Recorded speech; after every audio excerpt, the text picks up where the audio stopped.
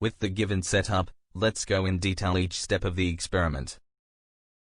The atomizer spray tiny oil drops into the first chamber, which will then fall downwards through the hole to the lower chamber.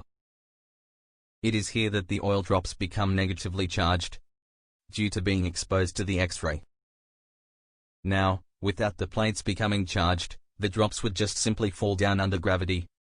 But since we turn the power on, the plates become charged, with the upper plate positively charged, and the lower plate negatively charged. Therefore, an electric field is created.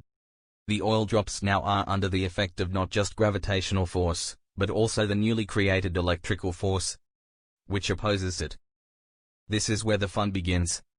As the voltage can be adjusted freely, the electric field can get either stronger or weaker, resulting in the electrical force increasing or decreasing. If the electrical force is modified to be bigger than the gravitational force, the oil drop will go up, despite being dragged down by gravity. And by contrast, if the electrical force is set to be weaker than gravity, the oil drop will go down.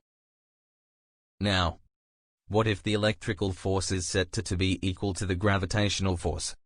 The oil drop then will stay afloat in midair, as the two forces cancel each other out. It is at this stage that Millikan's discovery was made. With both force having the same magnitude, we have the equation: electrical force equals gravitational force, with electrical force calculated using the electric field presenting, and gravitational force depending on the mass of the oil drop.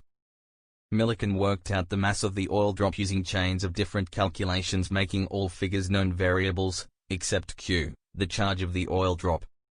Now with simple substitution, we are able to determine the charge of an oil drop, but we're not done yet, since the ultimate goal is to find out the charge of an electron. In advance, Millikan repeated the process with multiple oil drops, which then gave him a table of different charge values.